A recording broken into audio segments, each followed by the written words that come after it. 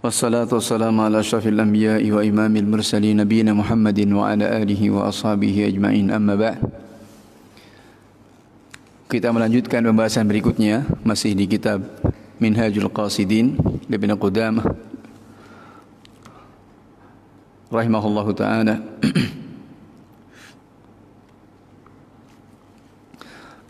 Masuk pada pembahasan tentang zikir dan doa serta keutamaan-keutamaannya. Qala al-mu'allif rahimahullahu ta'ala, ya'lam annahu laysa ba'da tilawatil Qur'an ibadatan tuaddi bil lisan atau tuadda bil lisan afdala min dzikrillah subhanahu wa ta'ala. Ketahuilah bahwasanya tidak ada ibadah setelah membaca Al-Qur'an yang ditunaikan dengan lisan dari ibadah yang lebih utama. Ini tidak ada ibadah yang lebih utama yang ditunaikan dengan lisan setelah tilawat Al-Quran daripada zikir, zikrullah subhanahu wa ta'ala. Dan raful hawaij, mengangkat segala kebutuhan-kebutuhan kita dengan doa-doa yang ikhlas kepada Allah subhanahu wa ta'ala. Ini untuk kita mengadu segala kebutuhan kita dan kegundahan kita kepada Allah subhanahu wa ta'ala dengan doa-doa yang khalis, dengan doa-doa yang jujur, yang murni, yang bersih, ikhlas kepada Allah subhanahu wa ta'ala. Hal ini ditunjukkan dengan keutamaan daripada zikir yang Allah subhanahu wa ta'ala firmankan, fadhkuruni adhkurkum. Maka ingatlah, zikirlah kalian kepadaku, niscaya aku akan ingat kepada kalian. Maka ini sebab Allah subhanahu wa ta'ala akan mengingat kepada kita tatkala kita ingat kepada Allah subhanahu wa ta'ala. Maka ini satu ayat yang perlu direnungi di surat Al-Baqarah ayat yang ke-152 ini. Ayat yang perlu direnungi khususnya di saat-saat sulit seperti kita sekarang ini. Tatkala Allah subhanahu wa ta'ala menurunkan cobaannya, wabahnya ini, maka Allah ingatkan, fadhkuruni adhkurkum. Ingatlah Allah, niscaya Allah subhanahu wa ta'ala akan ingat kepada kita. Dan juga dari sifat orang-orang yang berakal, di akhir surat Ali Imran Allah subhanahu wa ta'ala menyebutkan, inna fi khalqis samawati wal ardi wa ikhtilafil laili wan nahar la ayat li ulil albab. Sesungguhnya pada penciptaan langit dan bumi itu adalah ayat bagi orang-orang yang, bagi para ulul albab, orang-orang yang punya akal. Siapakah mereka? Alladzina yadhkuruna Allaha qiyaman wa qu'udan wa ala junubihim. Ini tanda-tanda ulul albab. Salah satunya adalah mereka adalah orang-orang yang senantiasa zikir kepada Allah subhanahu wa ta'ala, ingat kepada Allah subhanahu wa ta'ala dalam semua keadaan mereka. Qiyaman wa qu'udan wa ala junubihim, dalam keadaan berdiri, dalam keadaan duduk, dan juga ketika berbaring, selalu ingat dan ingat kepada Allah subhanahu wa ta'ala.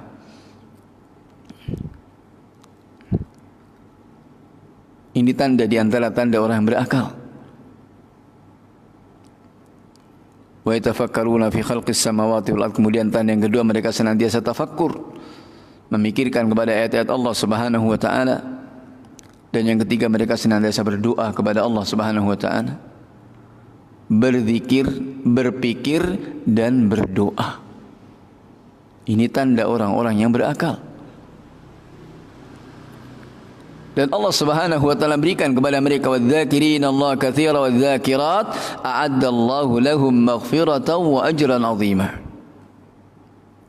Dan orang-orang senantiasa berzikir, banyak berzikir kepada Allah subhanahu wa ta'ala, laki-laki ataupun perempuan, Allah telah siapkan bagi mereka ampunan dan pahala yang besar. Ini keutamaan daripada zikir, ingat kepada Allah Subhanahu wa taala.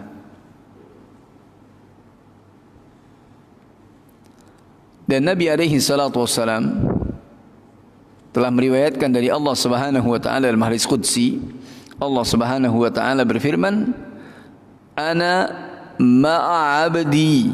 Aku senantiasa bersama dengan hambaku. Ma dzakarani wa taharraktu bi syafatah. Wa taharrakat bi syafatah. Aku senantiasa bersama hambaku. Kapan dia mengingat kepadaku dan menggerakkan kedua bibirnya, mengingat, berzikir kepada Allah Subhanahu wa taala. Ini ma'iyatullah, bersamanya Allah Subhanahu wa taala dengan hambanya, dengan ma'iyah khasah, ma'iyah yang khusus.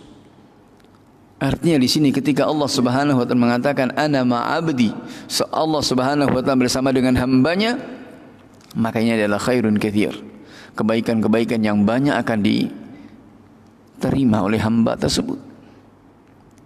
Doanya dikabulkan, akan dijaga oleh Allah Subhanahu wa taala dari berbagai hal yang tidak disukainya. Dan segala gerak-geriknya dibimbing oleh Allah Subhanahu wa taala. Pendengaran, penglihatannya, kaki, tangannya, kemana dia bergerak, senantiasa dibimbing oleh Allah Subhanahu wa taala dalam ketaatan.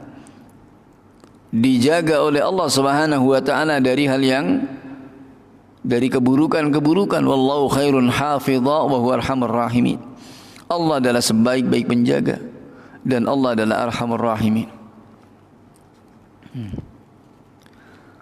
Al-Imam Muslim rahimahullahu taala juga menyebutkan dalam hadisnya dari Rasulullah sallallahu alaihi wasallam bahwasanya beliau bersabda, la yaq'udu qaumun yadhkuruna Allah illa haffathumul malaikah.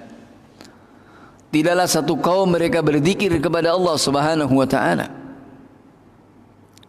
kecuali para malaikat itu akan haffathumul malaikah, jadi akan menurunkan sayap-sayap mereka. Dan ini dijelaskan oleh para ulama, makna haffathumul malaika artinya mereka memberikan, mereka rida ya, dengan apa yang dilakukan oleh orang-orang berzikir kepada Allah Subhanahu wa taala.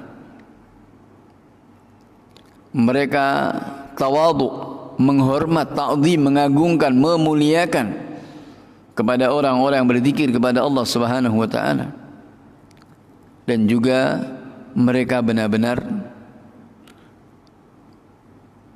menghentikan, yakni melipat sayap-sayap mereka dari terbang. Duduk di majalisul ilm, duduk di majalisul zikr, majelis-majelis zikir, majlis yang dihadiri oleh para malaikat. Maka ini tidak ada satu kaum yang mereka duduk berzikir kepada Allah kecuali seperti itu keadaan para malaikat. Wa ghasyiyatuhumur rahmah, dan rahmat Allah Subhanahu wa taala akan menyelimuti mereka. Wa nazalat alaihimus sakinah, ketenangan sakinah itu akan turun kepada mereka. Wa dzakarahumullahu fi man indah, dan Allah Subhanahu wa taala akan menyebut mereka, memuji mereka di hadapan yang di sisinya, ini para malaikat, di hadapan para malaikatnya.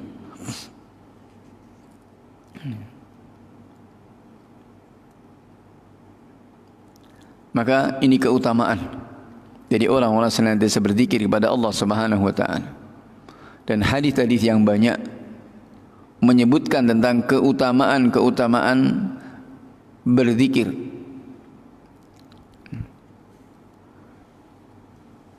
Diriwayatkan dari Abu Hurairah radhiyallahu ta'ala anhu dari Nabi sallallahu alaihi wasallam, beliau bersabda, "Ma jalasa qaumun majlisan fatafarraqu ala ghairi dzikrillah azza wa jal illa tafarraqu an mithli jifatil himar. Wa kana dhalika al-majlis alaihim hasratan yaumal qiyamah.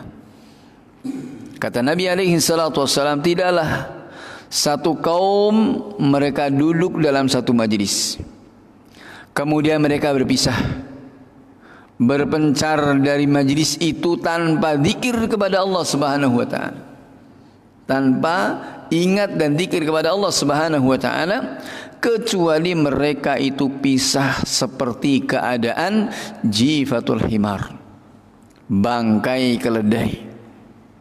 Ini perumpamaan majlis yang tidak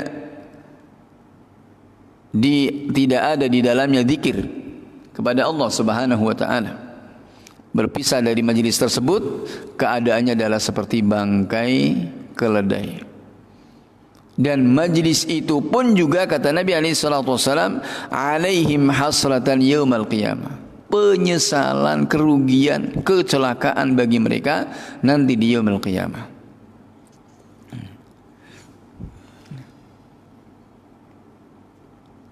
Ini dan banyak riwayat seperti diriwayatkan pada riwayat yang lain, Rasulullah mengatakan, la yajlisu qaumun majlisan la yadhkuruna Allah azza wa jalla wa la yusalluna ala nabi sallallahu alaihi wasallam illa kana alaihim hasratan yaumal qiyamah.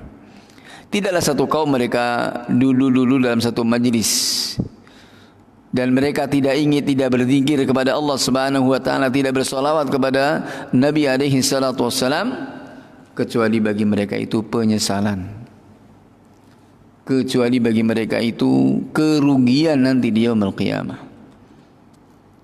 Maka ini keutamaan memberikan motivasi kepada kita, khususnya di saat-saat kita sekarang ini sedang dalam dan diisolasi atau sedang dikarantina, ya. Maka ini mestinya adalah lebih mendekatkan diri kita kepada Allah, untuk banyak berzikir, banyak ingat kepada Allah Subhanahu wa taala, agar Allah Subhanahu wa taala segera mengangkat dari bala ini. Karena bala ini turun tiada lain adalah karena ulah manusia itu sendiri, jauhnya manusia dari Allah Subhanahu wa taala. Kemudian berkaitan dengan zikir dan doa ini. Tadi adalah berkaitan masalah zikir secara umum.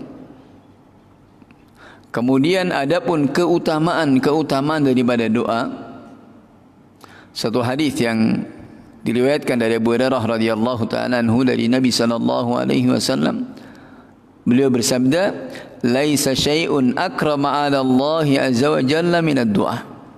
Tidak ada sesuatu yang paling mulia di sisi Allah Subhanahu wa taala daripada doa. Tidak ada sesuatu yang paling mulia di sisi Allah Subhanahu wa taala, tidak ada yang paling mulia bagi Allah kecuali dari doa ini. Menunjukkan ini cukup dari apa yang disabdakan oleh Nabi sallallahu alaihi wasallam, cukup untuk menunjukkan akan keutamaan daripada doa. Ini. Karena tentunya ketika seorang hamba itu berdoa kepada Allah Subhanahu wa taala, kepada Rabb-Nya, ini menunjukkan hamba tersebut masih ada butuh, merasa butuh, merasa fakir. Dan pada riwayat yang lain, riwayat Imam Bukhari di Adabul Mufrad juga, Rasulullah mengatakan, asyraful ibadah ad-du'a. Ibadah yang paling mulia adalah doa. Wa man la yas'alallaha yaghdab alaih. Siapa yang tidak minta, tidak berdoa kepada Allah Subhanahu wa taala, maka Allah akan murka kepadanya. Dan pada riwayat yang lain, salullaha min fadlihi fa innallaha yuhibbu an yus'al. Mintalah kepada Allah Subhanahu wa taala akan anugerahnya. Maka sungguhnya Allah Subhanahu wa taala senang untuk diminta. Allah Subhanahu wa taala senang untuk diminta. Maka ini cukup sebagai motivasi yang menghasung kepada kita untuk kita berdoa kepada Allah Subhanahu wa taala, khususnya di waktu-waktu yang mustajab, di sepertiga malam yang akhir untuk kita bisa bermunajat kepada Allah Subhanahu wa taala di ba'dal asar di hari Jumat di antara adzan dan iqamah. Dan ini berlaku juga meskipun kita di rumah. Meskipun kita di rumah, kita dengarkan adzan di rumah, kemudian kita sholat ya, qabliyah sebagaimana biasa rawatibnya, kemudian kita duduk berdoa sambil menunggu anak istri mungkin persiapan, kemudian sampai qomat itu dikumandangkan. Waktu untuk kita berdoa itu adalah waktu yang mustajab. Dan ini berlaku meskipun kita dalam kondisi sedang di karantina. Ini waktu-waktu yang mustajab. Demikian pula waktu antara zuhur dengan asar di hari Rabu, sebagaimana riwayat Rasulullah sallallahu alaihi wasallam minta kepada Allah Subhanahu wa taala dari hari Senin sampai hari Rabu, dan dikabulkannya ketika hari Rabu itu. Ini memberikan motivasi kepada kita untuk, apalagi dalam kondisi kita sekarang ini sedang dalam keadaan boleh dibilang terjepit, dalam keadaan sedih, dalam keadaan sangat-sangat kita butuh kepada pertolongan Allah Subhanahu wa taala. Kita mau ibadah di masjid kesulitan, kita mau bersilaturahim tidak bisa ya. Kita mau anjang sana bersilaturahim, kita mau berbagi pun juga sulit ya. Sekarang ini, maka ini tentunya adalah saatnya untuk kita banyak mendekatkan diri kita kepada Allah Subhanahu wa taala. Dan pada doa-doa itu sendiri ada adab-adabnya. Di antaranya adalah yang pertama, menjaga kepada waktu-waktu yang mulia, waktu-waktu yang mustajab ya. Karena ini adalah kesempatan yang Allah Subhanahu wa taala berikan di hari Arafah pada setiap tahun bagi orang yang dimudahkan untuk menunaikan ibadah haji. Di bulan Ramadan, semoga Allah Subhanahu wa taala pertemukan kita dengan bulan Ramadan yang tinggal hanya beberapa hari saja. Ini waktu-waktu yang mustajab. Di hari Jumat, khususnya ba'dal asar setiap pekannya, di waktu sahar sepertiga malam yang akhir, di antara adzan dan iqamah, ini adalah waktu-waktu yang syaraf, waktu-waktu yang mulia untuk kita berdoa kepada Allah Subhanahu wa taala. Demikian pula setelah selesai sholat, sebagai para ulama mengatakan itu juga ketika turunnya hujan, ketika berkecamuk perang, ketika menyelesaikan khatmul Quran, di saat sujud, di saat berbuka puasa, dan juga di saat hadirnya hati dan muncul rasa malu kita kepada Allah Subhanahu wa taala.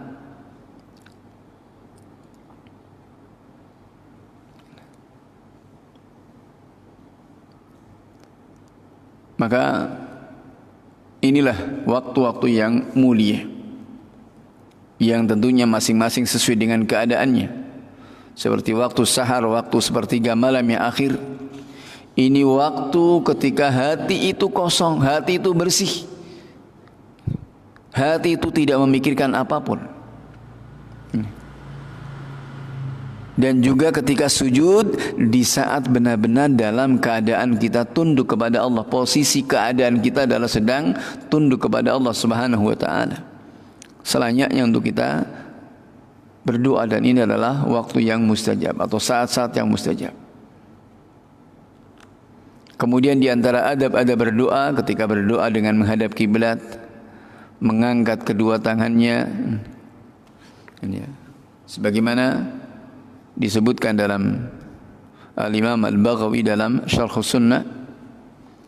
Adapun tentang mengusap wajah, mengusap kedua tangan ke wajahnya setelah berdoa, ini riwayat yang mungkar, ya. Riwayat yang mungkar.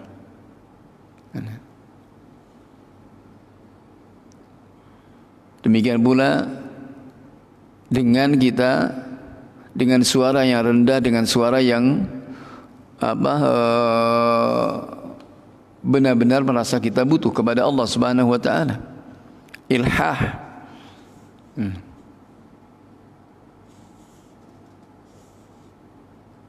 Dan tentunya dalam adab-adab berdoa ini, ketika berdoa diawali dengan memuji kepada Allah Subhanahu wa taala, mengagungkan Allah Subhanahu wa taala, kemudian bersolawat atas nabinya alaihi salatu wassalam.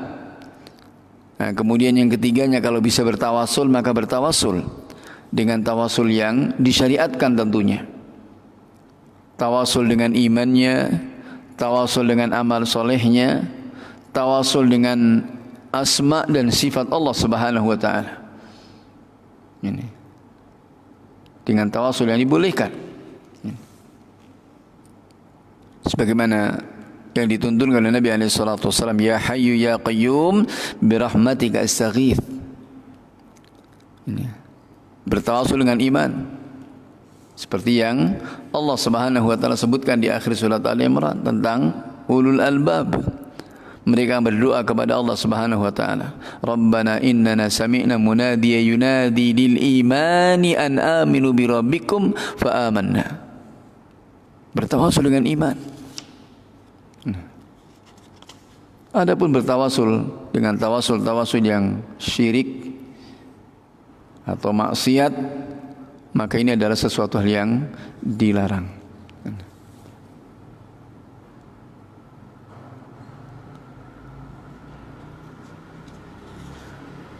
Kemudian juga tentunya dalam kita berdoa kepada Allah Subhanahu wa taala, didahului dengan taubat. Bertaubat kepada Allah Subhanahu wa taala, mengakui segala dosa-dosa kita.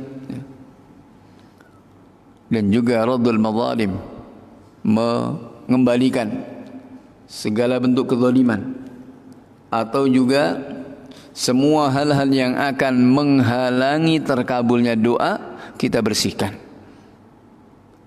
Hal-hal yang menghalangi akan terkabulnya doa, dengan kemaksiatannya, dengan kezalimannya, ini diantara hal-hal yang akan menghalangi terkabulnya doa. Terburu-buru, ya, ini diantara ya, yang menghalangi seorang akan doanya itu tidak dikabulkan. Ya.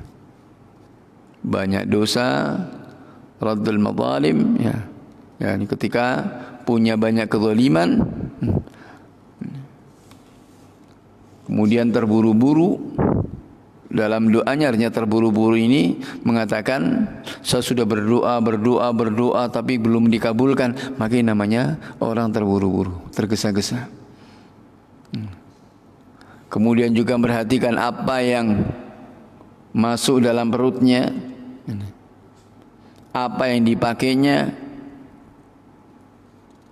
sebagaimana sabda Nabi SAW, thumma dzakara ar-rajul asy'ata aghbara yutilu safara asy'ata aghbar. Rasulullah SAW menyebutkan seorang yang baru pulang dari perjalanan, yutilu safar, dalam perjalanan yang lama, yang jauh, berdebu dan lusuh. Ini tentunya dalam kondisi seperti itu doanya adalah dikabulkan. Namun apa? Dia mengangkat kedua tangannya, ya Rabb, ya Rabb, berdoa minta kepada Allah Subhanahu wa taala, namun makanannya dari yang haram, minumannya dari yang haram, apa yang masuk dari perutnya dari yang haram, ya. Maka bagaimana akan dikabulkan doa-doa itu? Maka ini menjaga dari hal-hal yang diharamkan oleh Allah Subhanahu wa taala.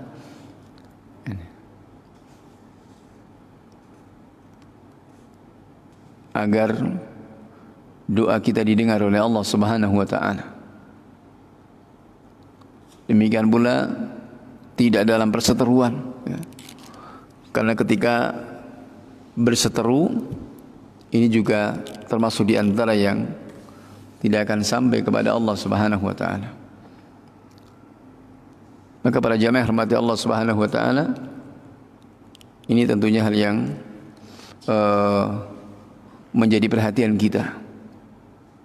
Betapa kita sangat butuhnya kita kepada Allah Subhanahu wa taala. Karena dengan doa itu, bagaimana dikatakan doa wal ibadah, doa adalah ibadah.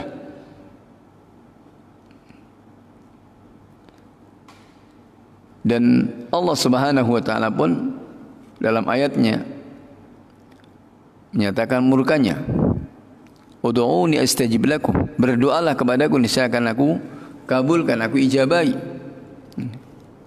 Wa idza sa'alaka ibadi anni fa inni qarib, ketika hamba-hambaku menanyakan kepadamu tentang diriku, maka sesungguhnya aku dekat. Ujibu da'wata da'i idza da'an, aku akan mengabulkan doanya orang yang berdoa tatkala dia berdoa. Maka berdoalah kepadaku, kata Allah, niscaya akan aku kabul. Ud'uuni astajib lakum.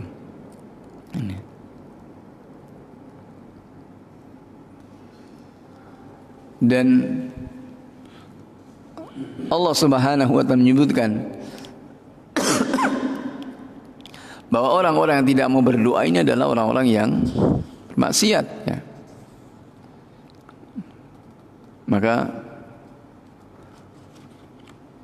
saatnya untuk kita banyak-banyak berdoa kepada Allah Subhanahu wa taala, mendekatkan diri kita kepada Allah Subhanahu wa taala. Kemudian juga berkaitan dengan zikir atau wirid dan keutamaan-keutamannya, Rasulullah sallallahu alaihi wasallam telah memberikan tuntunan kepada kita. Dan perlu juga diperhatikan bahwasanya doa ini juga merupakan imun, ya.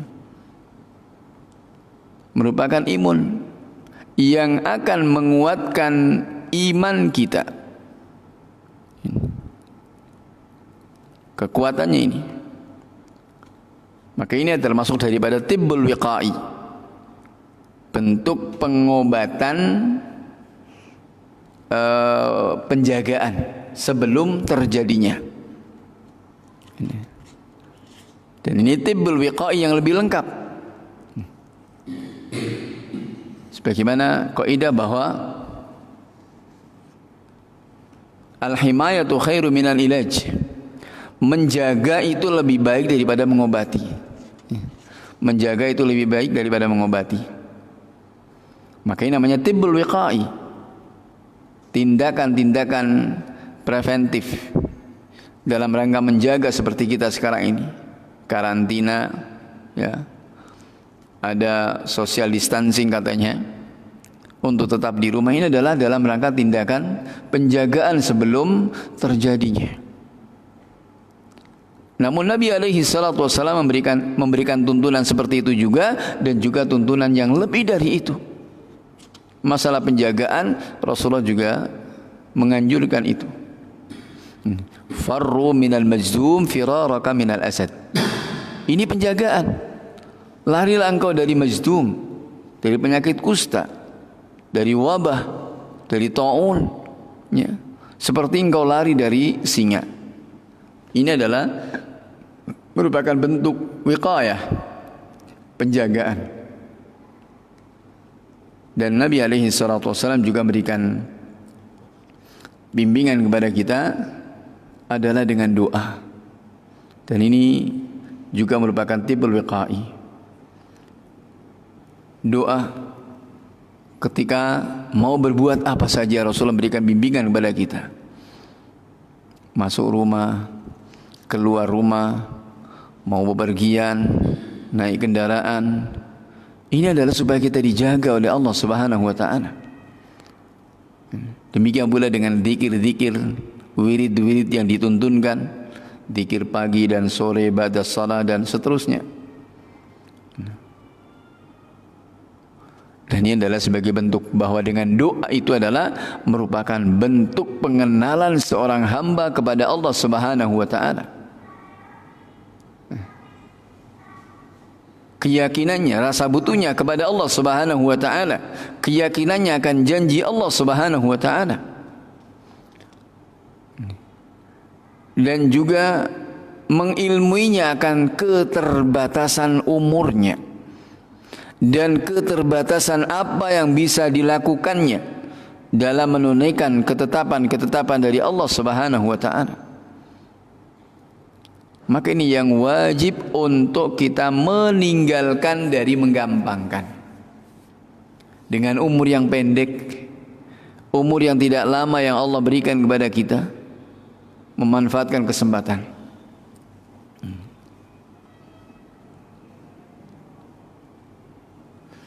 Maka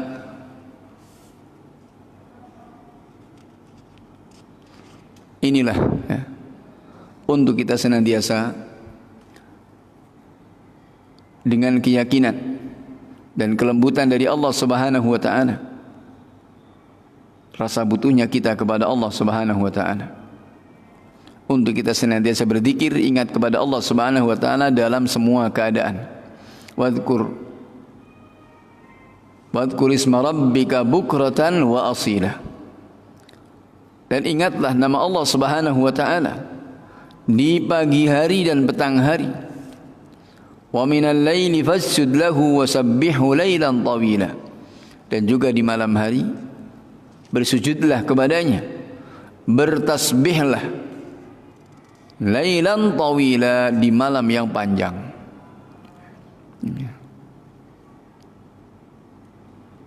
Dan ini adalah satu di antara cara-cara yang Allah Subhanahu wa taala tunjukkan kepada kita untuk kita bisa sampai kepada Allah Subhanahu wa taala. Menjaga waktu-waktu yang Allah Subhanahu wa taala telah bimbing kepada kita. Waktunya untuk kita mendekatkan diri kita kepada Allah Subhanahu wa taala. Untuk kita makmurkan dengan sujud, dengan doa, dengan zikir, dengan berbagai pendekatan diri kita kepada Allah Subhanahu wa taala secara terus-menerus, ya. Secara berkesinambungan. Wa huwa alladhi ja'ala al-laila wan-nahara khilfatan liman arada an yadhakkara aw arada syukura. Dialah Allah Subhanahu wa taala yang telah menjadikan malam dan siang ini saling khilfah, ya, saling mengikuti. Malam mengikuti siang, siang mengikuti malam, dan terus seperti itu. Untuk apa? Liman arada yadzakkara aw arada syukura. Untuk bagi orang yang mau sadar, menginginkan untuk ingat berzikir, atau menginginkan untuk bersyukur. Saling mengganti. Kalau luput pagi harinya, petang hari masih bisa, malam harinya terus seperti itu, masih Allah berikan kesempatan. Nah, maka inilah di antara hal-hal yang perlu untuk kita senantiasa mewaspadai waktu dan kesempatan-kesempatan yang baik yang Allah berikan kepada kita.